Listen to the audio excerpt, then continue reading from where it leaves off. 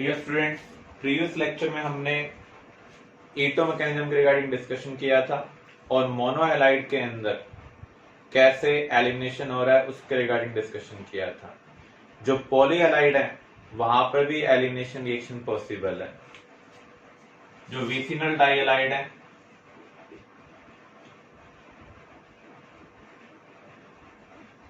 अगर हम उनको सोडियम आयोडाइड या फिर जिंक के साथ हीट करें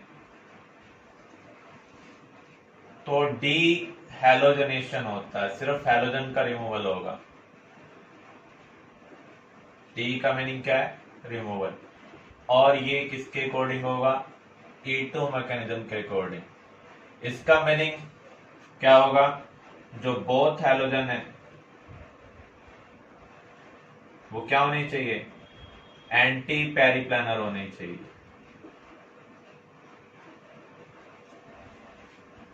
विसिनल डाइहैलाइड का मीनिंग क्या है? अगर नेबरिंग पोजीशन पर हैलोजन एटम प्रेजेंट है, for example in this molecule दो हैलोजन एटम नेबरिंग पोजीशन पर प्रेजेंट है, तो ऐसे हैलाइड को हम क्या कहेंगे? विसिनल डाइहैलाइड। अगर हम इसको सोडियम आयोडाइड के साथ हीट करते हैं या फिर जिंक के साथ हीट करते हैं तो दोनों हैलोजन रिमूव हो जाएंगे। इस कार्बन का भी हम एक बॉन्ड ब्रेक कर रहे हैं, इस कार्बन का भी एक बॉन्ड ब्रेक कर रहे हैं, तो दोनों को अपना एक नया बॉन्ड बनाना होगा, तो ये आपस में नया बॉन्ड बना रहे हैं।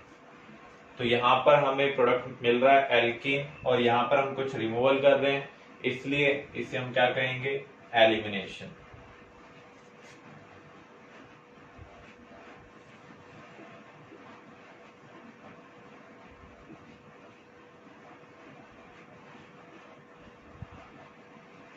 जैसे आपको ये मॉलिक्यूल दे दिया जाए, इसको हम सोडियम आयोडाइड के साथ हीट कर रहे हैं, क्या प्रोडक्ट मिलेगा? तो यहां पर ये जो हमें फॉर्म दी हुई है ये फिशर प्रोजेक्शन है।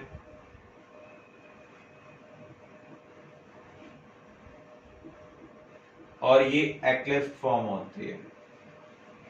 आपने कन्फॉर्मेशनल आइसोमर्स के रिगार्डिंग स्टडी किया हुआ है,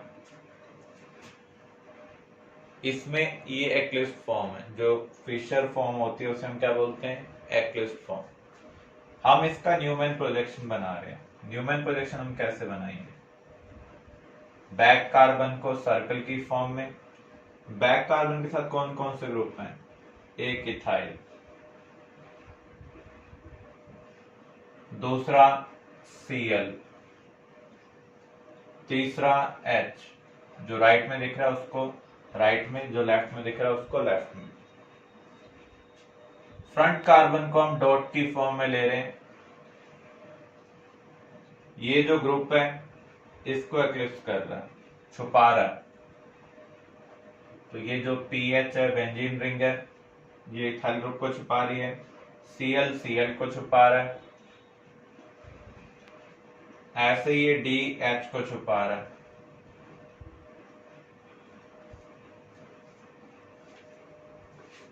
तो ये भी एक्लिप्स फॉर्म ही है। एक्लिप्स का मीनिंग क्या होता है? छुपाना। अब E2 की कंडीशन क्या है?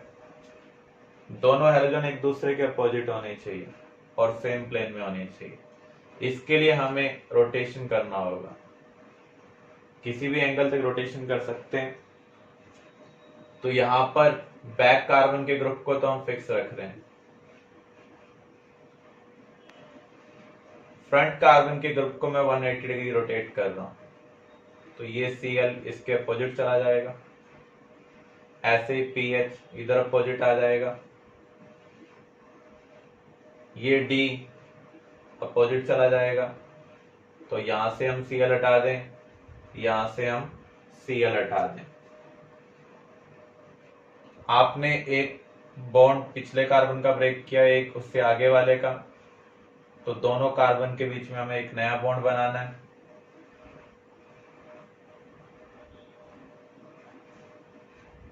ऊपर आपको क्या दिखाई दे रहा है? फ्रंट कार्बन के साथ D, बैक कार्बन के साथ ET, ऐसे ही फ्रंट कार्बन के साथ क्या है, नीचे PH, बैक कार्बन के साथ क्या है, H। तो ये हमारा प्रोडक्ट होगा। अगर हम ज्योमेट्रिकल आइसोमरिज्म को देखें तो आप देख सकते हैं जो बिगर ग्रुप है वो अपोजिट साइड है। तो ये जो एल्कीन आपको मिल रही है ये कौन सी होगी, ट्रांस एल्कीन होगी। तो जब भी आपको विसिनल डाइहैलाइड दिए हो और आपको एलिमिनेशन रिएक्शन के थ्रू एल्कीन बनाना हो तो हमेशा फिशर प्रोजेक्शन को एक्लिप्स फॉर्म में कन्वर्ट करो, फिर इस कंडीशन को सेटिस्फाई करो, उसके बाद आप एल्कीन बनाएंगे।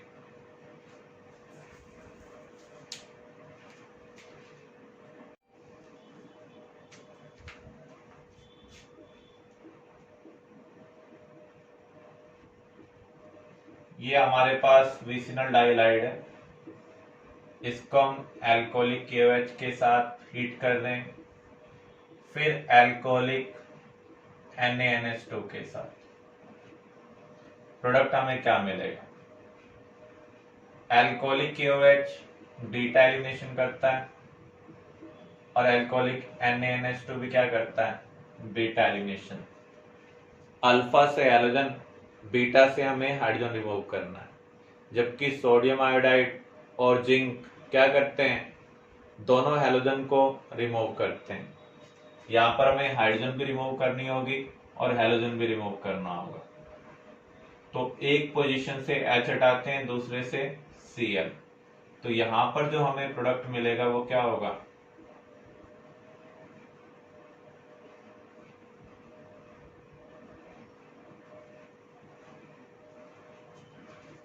एल्कोहलिक NaNH2, ये भी एक बेस है, अल्फा से हैलोजन, बीटा से हाइड्रोजन।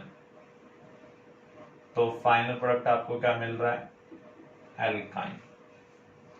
एक्चुअल में हम यहाँ पर एल्कोहलिक KOH का भी यूज कर सकते थे, लेकिन एल्कोहलिक KOH में जो OH नेगेटिव है वो इतना स्ट्रॉन्ग बेस नहीं है कि वो विनाइलिक पोजीशन से हाइड्रोजन को रिमूव कर पाए।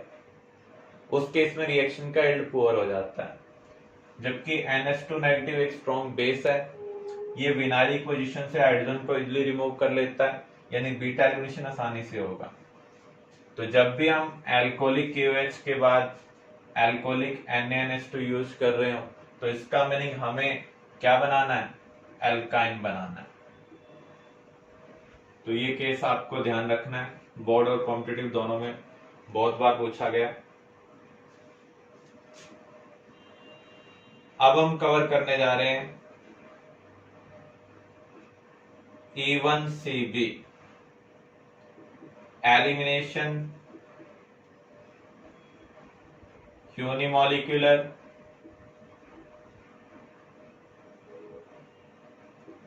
Conjugate base.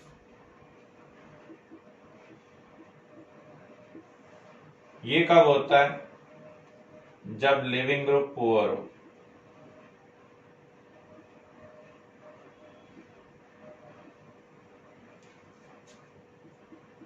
लेकिन उसका जो -I इफेक्ट है वो स्ट्रॉन्ग होना चाहिए। फ्लोरीन और क्वार्टनरी अमोनियम साल्ट, अमोनियम के सभी हाइड्रोजन को हटा दें, उसकी जगह कार्बन चेन हो। तो ऐसे केस में अगर एलिमिनेशन होगा तो किसको फॉलो करेगा, E1CB को। इसमें हॉफमैन प्रोडक्ट मेजर होता है,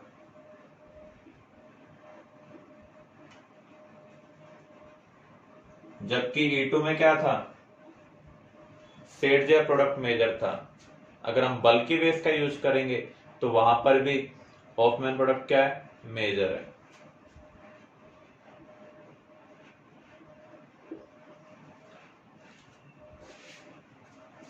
मैकेनिज्म को अगर हम कंसिडर करें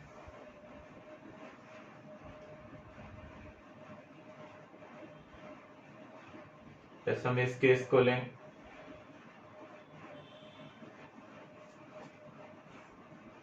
बेसिक मीडियम में जब आप इसे हीट करेंगे तो यहां पर फ्लोरीन अपनी पोजीशन आसानी से लीव नहीं करना चाहता। ये पुअर लिविंग ग्रुप है, तो OH नेगेटिव क्या करेगा, मोस्ट एसिडिक हाइड्रोजन को रिमूव करेगा। मोस्ट एसिडिक हाइड्रोजन को रिमूव करेगा। बीटा हाइड्रोजन एल्काइल हैलाइड के अंदर एसिडिक होती हैं, तो ये दो बीटा पोजीशन है, इनमें से कौन सी पोजीशन ज्यादा एसिडिक है, ये मोर एसिडिक है, क्योंकि इधर कोई ऐसा ग्रुप नहीं लगा हुआ है जो प्लस आई शो कर रहा है, जबकि ये ग्रुप क्या शो कर रहा है, प्लस आई। प्लस आई ग्रुप एसिडिक करेक्टर को क्या करते हैं, डिक्रीज करते हैं। तो यहां पर जो हम बेस यूज कर रहे हैं वो क्या करेगा, मोस्ट एसिडिक हाइड्रोजन को रिमूव करेगा। तो हमें मिल रहा है CH2 नेगेटिव CHF। जब एसिड अपने H प्लस का लॉस कर देता है तो उसके बाद जो अनायन बनेगा उसे हम क्या कहेंगे, conjugate base. Acid base reaction fast होती है, रिवर्सिबल होती हैं, तो इसको हम रिवर्सिबल शो कर रहे हैं। अब फ्लो स्टेप में ये कार्बन इस कार्बन के साथ ओवरलैपिंग स्टार्ट करेगा और फ्लोरीन के साथ ओवरलैपिंग धीरे धीरे कम होगी।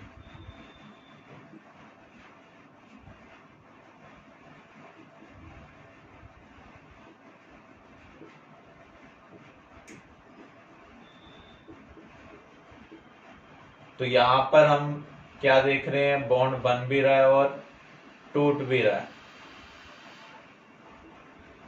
तो ऐसी स्टेट को हम क्या बोलते हैं, ट्रांजिशन स्टेट। जैसे ही ट्रांजिशन स्टेट बन जाएगी, लिविंग ग्रुप लीव हो जाएगा। तो यहां पर हम देख सकते हैं जो एल्कीन हमें मिल रही है वो कौन सी मिल रही है, हॉफमैन मिल रही है।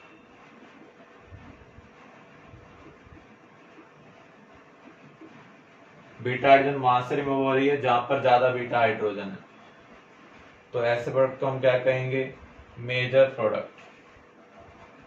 और जो एल्कीन है वो कौन सी है, हॉफमैन।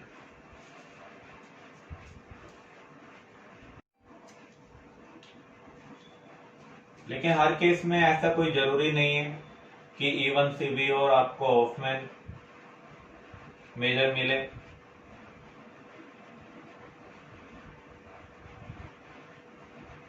ये स्ट्रक्चर के ऊपर भी डिपेंड करेगा। यहां पर भी दो बीटा पोजीशन है। कौन सी हाइड्रोजन ज्यादा एसिडिक है, ये ज्यादा एसिडिक है क्योंकि यहां पर जो अनायन है वो बेंजीन रिंग के साथ कॉन्जुगेशन में होगा। आपको पता है जितनी ज्यादा अनायन की स्टेबिलिटी होती है उतना ज्यादा एसिडिक करैक्टर होता है। तो इस केस में जो कॉन्जुगेट बेस बन रहा है वो ये है, तो इसके कोरस्पॉन्डिंग हमें एल्कीन क्या मिलेगी, तो यहां पर ये हॉफमैन प्रोडक्ट नहीं है, ये क्या है, सेट-जेफ प्रोडक्ट है। तो कॉम्पिटिटिव एग्जाम में ऐसे क्वेश्चन आ सकते हैं, बोर्ड एग्जाम में नहीं आएंगे। अनदर केस,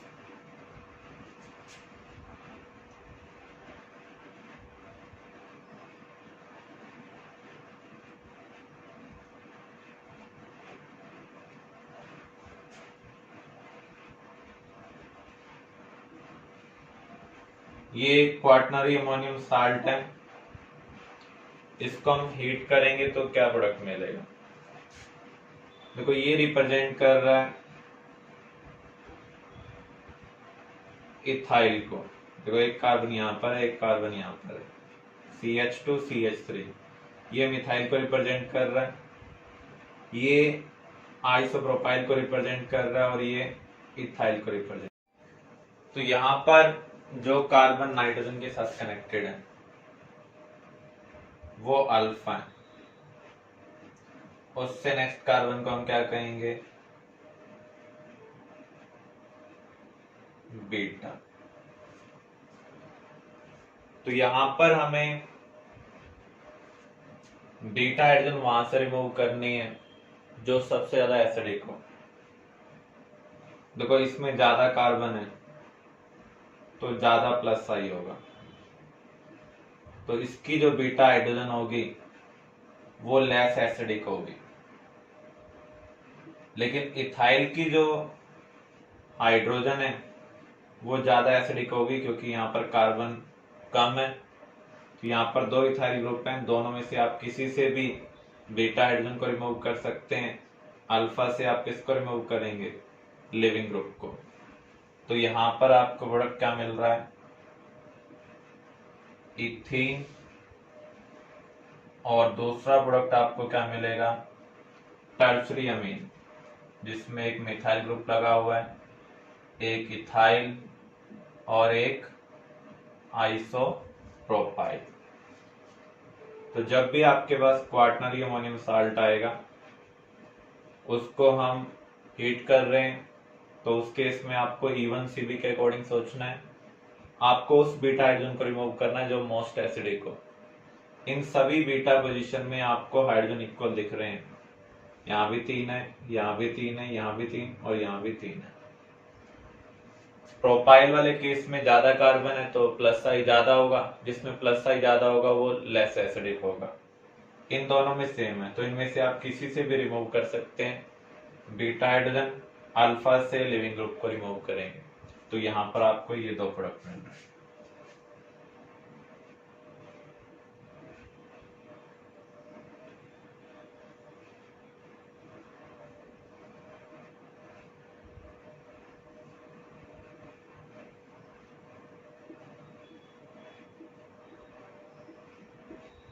आपको ये इस तरीके से भी दिया हो सकता है। सिल्वर ऑक्साइड का मीनिंग क्या है, Cl नेगेटिव की जगह OH नेगेटिव आना।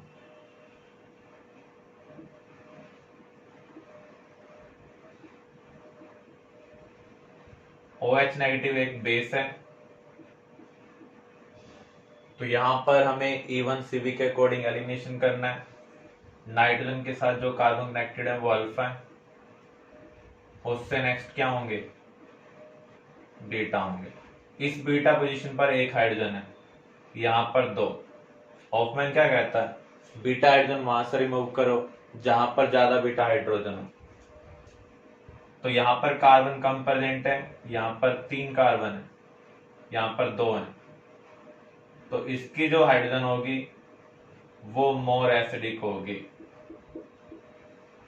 तो हम क्या करेंगे, ये बॉन्ड ब्रेक करेंगे, इसके इलेक्ट्रॉन इधर ट्रांसफर करेंगे, बीटा से हाइड्रोजन का रिमूवल करेंगे, तो प्रोडक्ट आपको क्या मिलेगा, जिस नाइट्रोजन से आपने लिविंग ग्रुप जिस कार्बन से आपने लिविंग ग्रुप रिमूव किया है, उस अल्फा और बीटा कार्बन के बीच में क्या बन जाएगा, डबल बॉन्ड। तो यहां पर आप देख सकते हैं ये प्रोडक्ट मिल रहा है, एक पार्ट टर्शरी अमीन है और एक पार्ट क्या है, एल्कीन। यहां पर अल्काइल ग्रुप अलग हो पा रहा था, लेकिन यहाँ पर रिंग की फॉर्म में था, इसलिए दोनों एक ही मॉलिक्यूल का पार्ट है।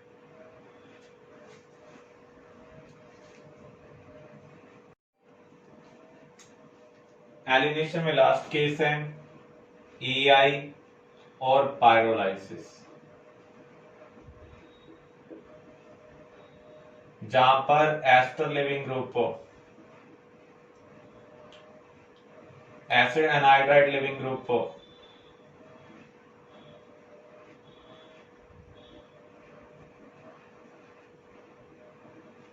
जैसे ये केस देखें। यहां पर भी हमें किसको देखना है, हॉफमैन को,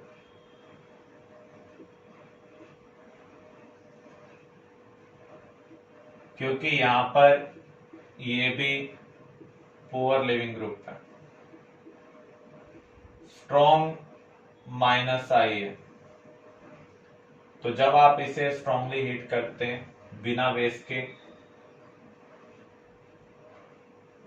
तो बीटा पोजीशन से हमें हाइड्रोजन रिमूव करनी है, अल्फा से लिविंग ग्रुप। तो प्रोडक्ट आपको क्या मिलेगा, एल्कीन। यहां पर एक ही बीटा पोजीशन है, तो यहां पर आपको मेजर माइनर देखने की जरूरत नहीं है, लेकिन अगर एक से ज्यादा बीटा पोजीशन हो तो उस केस में हमें देखना होगा। तो यहां पर हीट के इफेक्ट की वजह से हो रहा है, इसलिए हम इसे क्या बोल रहे हैं, पायरोलाइसिस।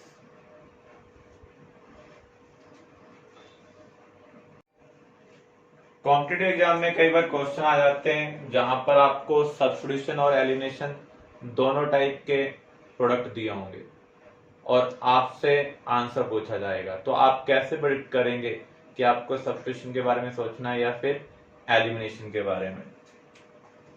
आपको ध्यान रखना है, अगर हीट का सिंबल दिया हुआ है तो एलिमिनेशन कंसिडर करेंगे, अगर हीट का सिंबल मिसिंग है तो उस केस में हम सब्स्टिट्यूशन के रिगार्डिंग कंसिडर करेंगे। जैसे आपके पास है CH3OH, एक केस में आप हीट कर रहे हैं, दूसरे केस में आप हीट नहीं कर रहे हैं, और ऑप्शन आपको दोनों टाइप के दिए हुए हैं। तो ऐसे केस में दोनों पॉसिबिलिटी हो सकती हैं, हीट का सिंबल है तो एलिमिनेशन के बारे में सोचना है, अगर हीट का सिंबल नहीं है तो हमें सब्स्टिट्यूशन के बारे में सोचना है।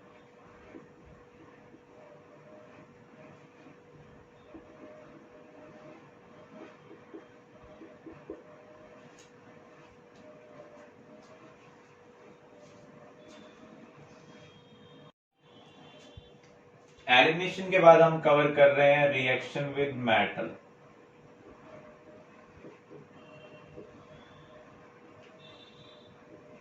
अगर हम एल्काइल हैलाइड को सोडियम मेटल के साथ ट्रीट करते हैं इन the presence of dry ether, तो उस केस में प्रोडक्ट आपको मिल रहा है hydrocarbon with double number of carbon. इस रिएक्शन को हम बोलते हैं वुर्ज रिएक्शन।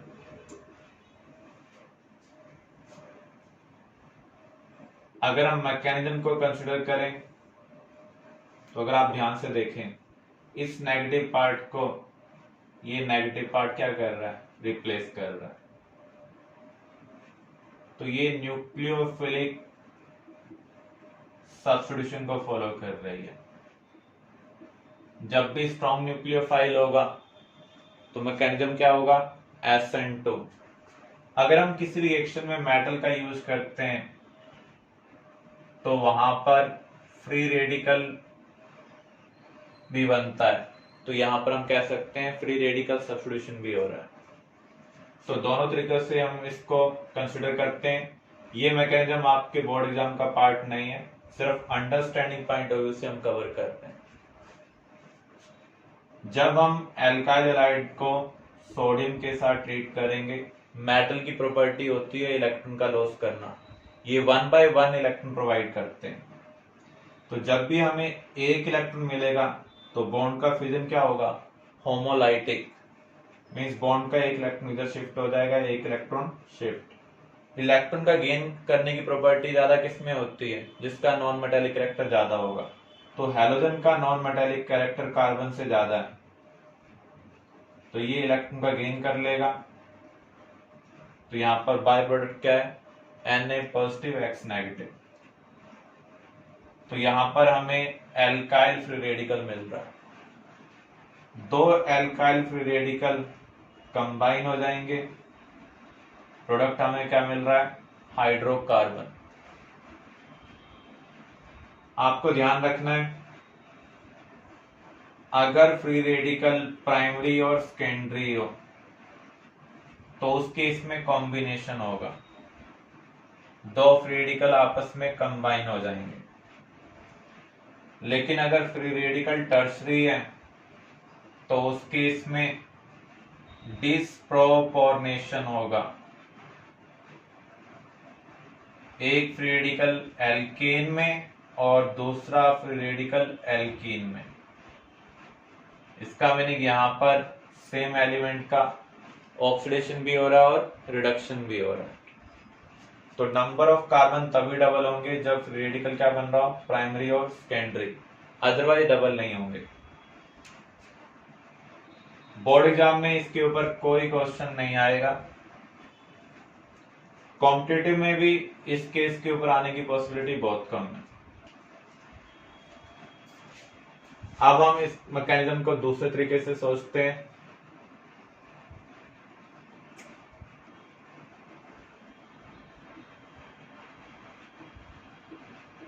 अगर यहां पर दो सोडियम हो, एक इसको इलेक्ट्रॉन प्रोवाइड करे, एक इसको, तो ये बन सकता है। ये क्या करेगा, दूसरे मॉलिक्यूल के ऊपर as a nucleophile back side attack करेगा। तो आपके पास दो लॉजिक हैं। RX को जब आप सोडियम ड्राईईथर के साथ ट्रीट करते हैं तो इसकी दो यूनिट इन्वॉल्व होंगी, एक यूनिट नेगेटिव बनाएगी, दूसरी यूनिट क्या बनाएगी, पॉजिटिव। यहाँ पर आप देख सकते हैं एक यूनिट का नेगेटिव दूसरे यूनिट के पॉजिटिव के साथ कनेक्ट हो रहा है। या फिर ये जो फ्री रेडिकल बन रहा है ऐसे ही दूसरे फ्री रेडिकल के साथ क्या हो रहा है, कंबाइन हो रहा है। एग्जाम में आपके पास क्या आएगा, कंप्लीट दिस रिएक्शन। तो यहां पर हम मिथाइल क्लोराइड को सोडियम ड्राईईथर के साथ ट्रीट कर रहे हैं, दो मिथाइल फ्री रेडिकल आपस में कंबाइन हो जाएंगे। यहां पर कभी भी एग्जाम में टू कोएफिशिएंट नहीं मिलेगा, आपको सोचना होगा इसके दो मॉलिक्यूल इन्वॉल्व हो रहे हैं, दोनों ही फ्री रेडिकल बना रहे हैं, तो प्रोडक्ट आपको क्या मिल रहा है, इथेन। या फिर आप ये सोचें एक का नेगेटिव दूसरे का पॉजिटिव।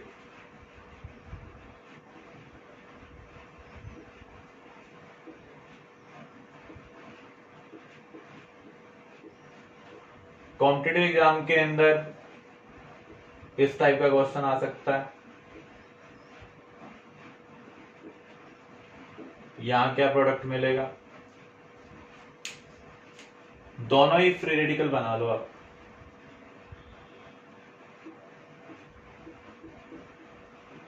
दोनों कार्बन से आप हाइड्रोजन रिमूव कर लो और फ्री रेडिकल बना दो। ये दोनों आपस में कनेक्ट हो जाएंगे, 5 मेंबर रिंग बन जाएगी। जो इंट्रामोलिकुलर रिएक्शन होती हैं वो फास्टेस्ट होती हैं, तो यहां पर इंट्रामोलिकुलर है तो ये फास्टेस्ट है। तो कॉम्पिटिटिव में इस टाइप के क्वेश्चन आपको मिलेंगे, बोर्ड में इस टाइप के।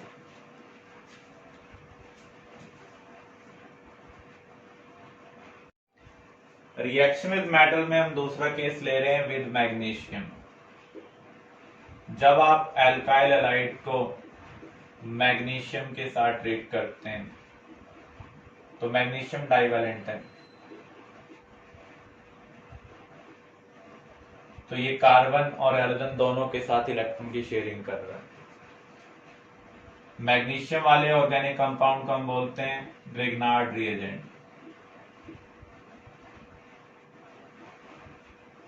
और जिस भी कंपाउंड के अंदर कार्बन और मेटल के बीच में बॉन्ड हो उन्हें हम क्या बोलते हैं, ऑर्गेनोमेटालिक कंपाउंड। तो ये एक ऑर्गेनोमेटालिक कंपाउंड है। जो ऑर्गेनिक मेटालो कंपाउंड है ग्रिग्नार्ड रिएजेंट, ये इजीली डिकम्पोज हो जाते हैं by substance having acidic hydrogen. कौन कौन सी हाइड्रोजन एसिडिक होती हैं, hydrogen connected to oxygen, halogen, nitrogen, triple bonded carbon,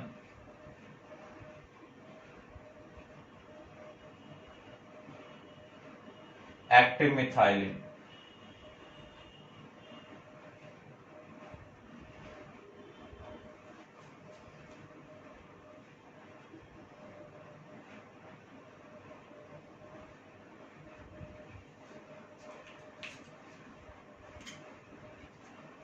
अगर हम इथाइल क्लोराइड को मैग्नीशियम के साथ ट्रीट करें in the presence of dry ether as solvent,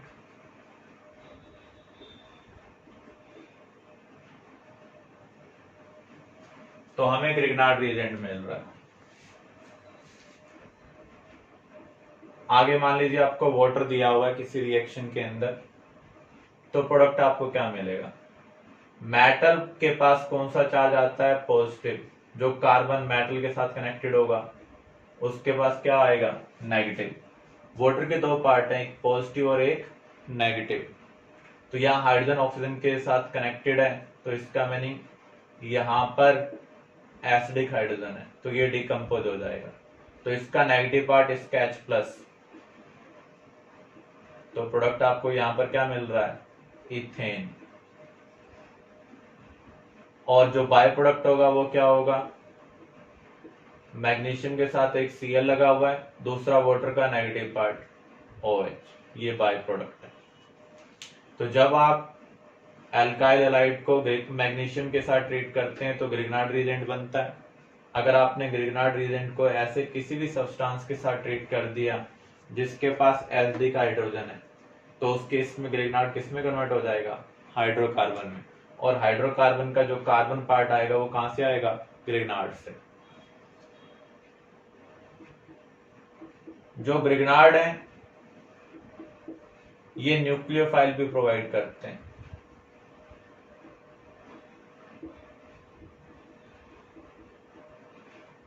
इसका मीनिंग न्यूक्लियोफिलिक सब्स्टिट्यूशन रिएक्शन में भी ये हेल्प करते हैं। यहाँ R के पास नेगेटिव है, मैग्नीशियम के पास क्या है? पॉजिटिव। ग्रुप 14 वाला 17 वाले को क्या कर सकता है? रिप्लेस कर सकता है। तो यहाँ पर आपको प्रोडक्ट क्या मिल जाएगा? RR। फॉर एग्जाम्पल आपके पास ये आ जाए कॉम्पिटिटिव एग्जाम में, बोर्ड में ये वाला केस नहीं आएगा,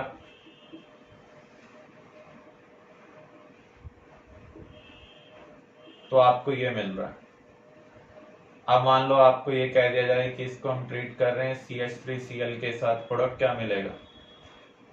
तो इसका नेगेटिव इसका पॉजिटिव आपस में कनेक्ट कर दो, तो प्रोडक्ट आपको क्या मिल रहा है? प्रोपेन।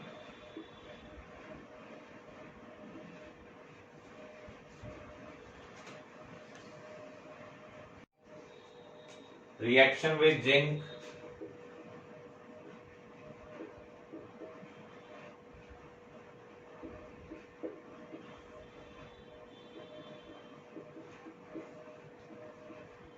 अगेन आपको फ्री रेडिकल की तरह सोचना है, क्योंकि हम मेटल यूज कर रहे हैं। दो फ्री रेडिकल आपस में कंबाइन हो जाएंगे।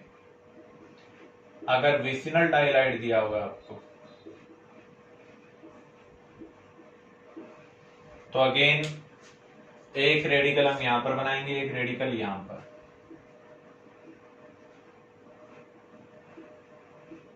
ये दोनों आपस में इलेक्ट्रॉन की शेयरिंग कर लेंगे, तो आपको एल्कीन मिल रहा है। अगर आपके पास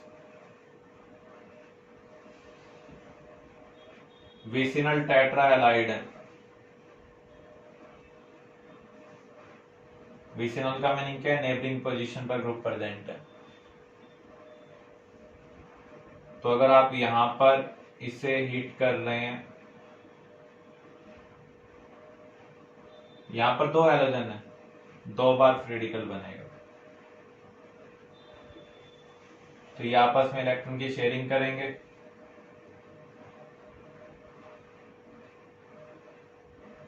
तो जब भी हम मेटल यूज करेंगे आपको फ्री रेडिकल के रिगार्डिंग सोचना है। अगर दो फ्री रेडिकल एक ही मॉलिक्यूल के अंदर प्रेजेंट है तो वो आपस में कंबाइन हो जाएंगे। नेबरिंग पोजीशन पर है तो पाई बॉन्ड बनेगा, अगर नेबरिंग पोजीशन पर नहीं है तो उस केस में रिंग की फॉर्मेशन होगी। अगर दो अलग अलग यूनिट के अंदर फ्री रेडिकल बनते हैं तो नंबर ऑफ कार्बन क्या हो जाएंगे, डबल हो जाएंगे।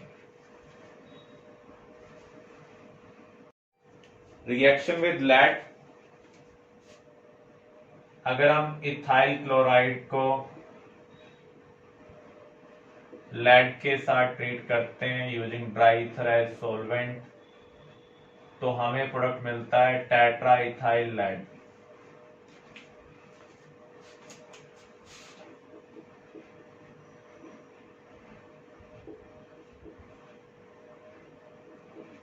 जो कार्बन फैमिली है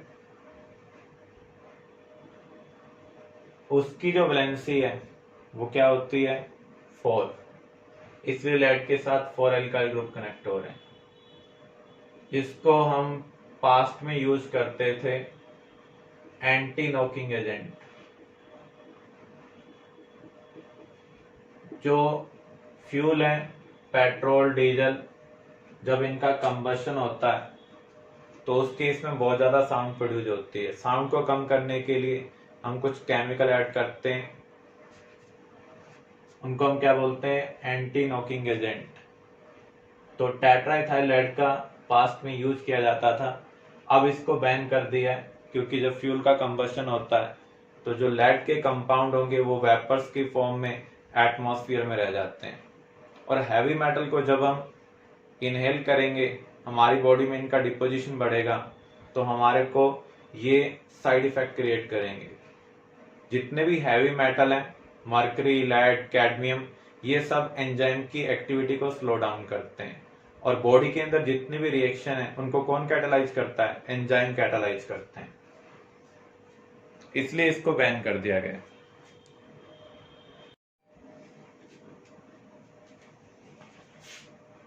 वुड्स की लिमिटेशन है हम सिमेट्रिकल अल्केन नहीं बना सकते, तो उस प्रॉब्लम को सॉल्व करने के लिए हम यूज करते हैं कोरेहाउस सिंथेसिस रिएक्शन।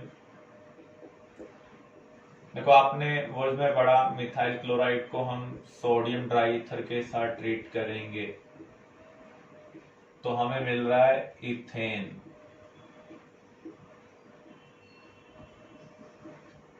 अगर हमें प्रोपेन बनाना हो तो आप क्या यूज करेंगे,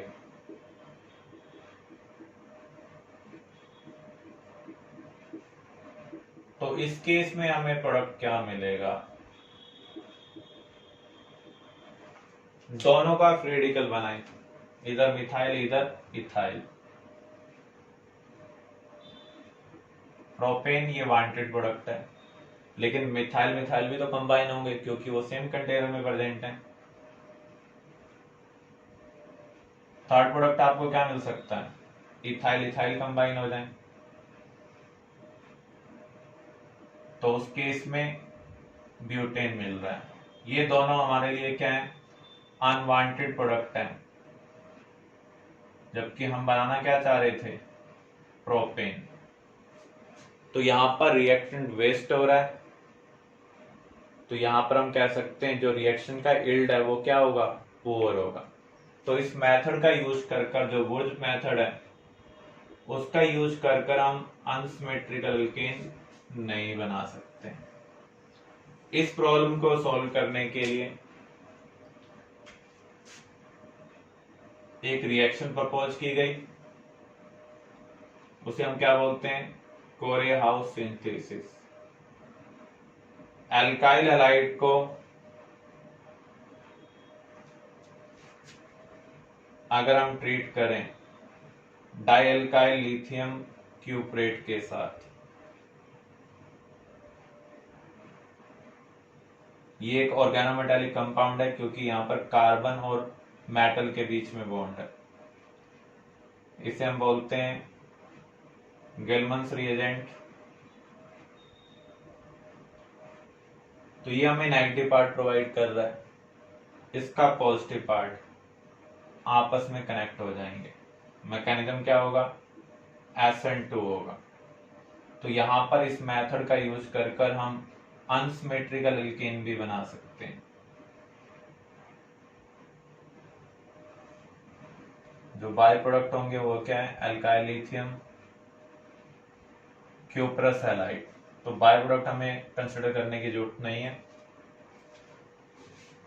तो अगर एग्जाम में आपको ये दिया हो, बोर्ड एग्जाम में नहीं मिलेगा ये केस,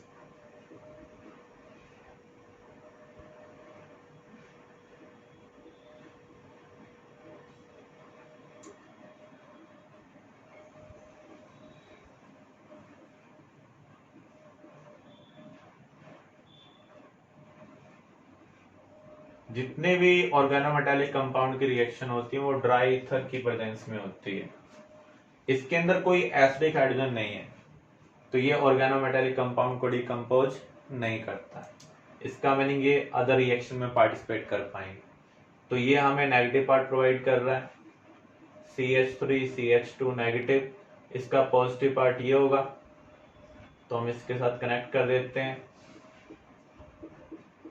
तो यहां पर आप 2 मिथाइल ब्यूटेन बना पा रहे हैं। वो रिएक्शन का यूज कर हम इसको नहीं बना सकते थे।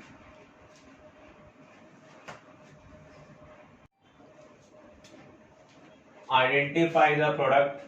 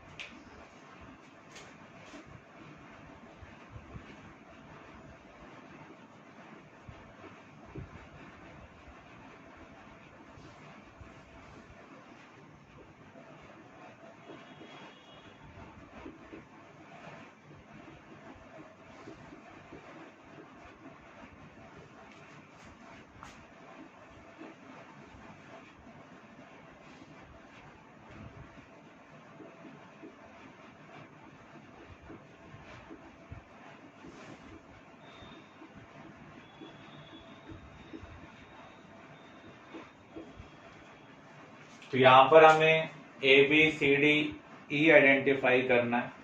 ऐसे क्वेश्चन कॉम्पिटिटिव एग्जाम में आ सकते हैं, या तो इससे छोटा पार्ट या इस टाइप का कंप्लीट पार्ट। मेडिकल एग्जाम में ज्यादा लॉन्ग लेवल तक क्वेश्चन नहीं आते हैं, लेकिन जेई मेन और जेई एडवांस में पॉसिबिलिटी है। जेई मेन में भी कम पॉसिबिलिटी रहेगी, ज्यादा पॉसिबिलिटी रहती है जेई एडवांस लेवल पर, जहां पर पैराग्राफ टाइप के क्वेश्चन हो। तो एक पार्ट में आपसे ए पूछा जाएगा, दूसरे में बी, तीसरे पार्ट में सी, इस टाइप का क्वेश्चन वहां पर सेट हो सकता है। तो यहां पर हम एल्कीन को हैलोजन के साथ ट्रीट कर रहे हैं इन द प्रेजेंस ऑफ लाइट। जब भी आप एल्कीन को हैलोजन के साथ ट्रीट करते हैं इन द प्रेजेंस ऑफ लाइट और हीट, तो फ्री रेडिकल सब्स्टिट्यूशन होता है। एक हैलोजन मॉलिक्यूल यूज करेंगे तो एक ही बार सब्स्टिट्यूशन होगा। इसका मीनिंग ये क्या है, CH3Cl। सोडियम ट्राइथर का यूज करेंगे तो वुड रिएक्शन होगा, फ्री रेडिकल बनेगा। तो ऐसे 2 फ्री रेडिकल कंबाइन हो जाएंगे, प्रोडक्ट हमें क्या मिलेगा, इथेन। अब इसके बाद आप देखें, इसको हम ट्रीट कर रहे हैं क्लोरीन के साथ, कितनी बार, 2 बार। इसका मीनिंग इसका डाइक्लोरिनेशन होगा। तो ये प्रोडक्ट क्या होना चाहिए, इसे हम कहेंगे जेम डाई हैलाइड। अगर सेम पोजीशन पर 2 एक जैसे ग्रुप प्रेजेंट हो तो उसे हम क्या कहेंगे, जेम। हैलोजन है इसलिए हम क्या बोल रहे हैं, हैलाइड बोल रहे हैं। अब आप इसे एल्कोहलिक KOH के साथ ट्रीट कर रहे हैं, एल्कोहलिक NH2 के साथ ट्रीट कर रहे हैं, तो 2 बार एलिमिनेशन हो रहा है। तो यहां पर 2 पाई बॉन्ड बनेंगे। फिर से हम इसे NaNH2 के साथ ट्रीट कर रहे हैं, NaNH2 बेस है, इसे हम सोडामाइड भी बोलते हैं। तो इसका काम क्या है, एसिडिक हाइड्रोजन को रिमूव करना, जो ट्रिपल बॉन्डेड कार्बन है उसकी हाइड्रोजन क्या है, एसिडिक है। तो यहां पर आपको क्या मिल रहा है, CH3C triple bond C negative Na positive. ये न्यूक्लियोफाइल का काम कर सकता है। ग्रुप 14 वाला ग्रुप 17 वाले को क्या कर सकता है, रिप्लेस। यहाँ पार्शियल पॉजिटिव है, यहाँ क्या है, पार्शियल नेगेटिव। तो ये बैक साइड से यहाँ पर अटैक करेगा, इसको रिमूव करेगा। तो फाइनल प्रोडक्ट आपको क्या मिल रहा है,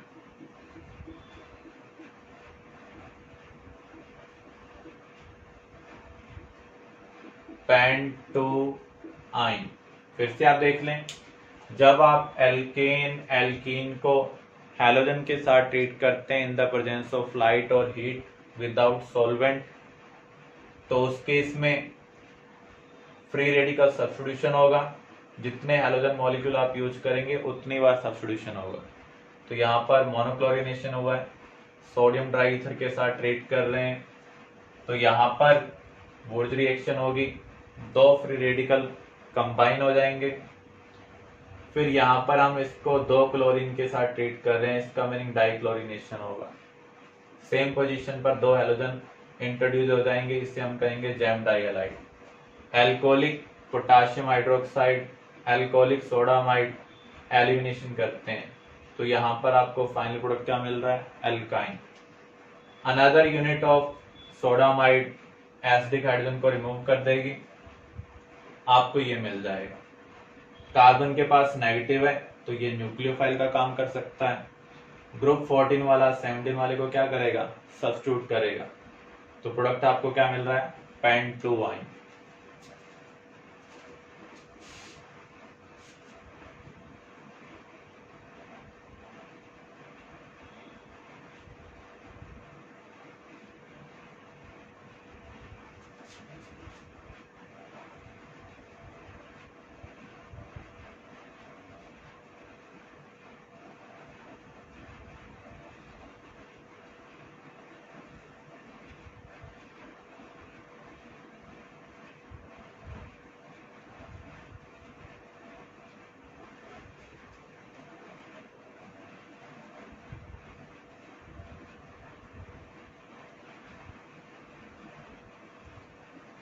यहां पर हमें ABC को आइडेंटिफाई करना है।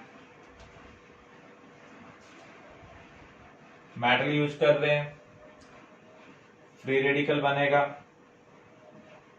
तो ऐसे दो फ्री रेडिकल कंबाइन हो जाएंगे। देखो एक फ्री रेडिकल ये बना, दूसरा फ्री रेडिकल ऐसा ही बना दो, अपोजिट रख दो, आपस में कनेक्ट कर दो।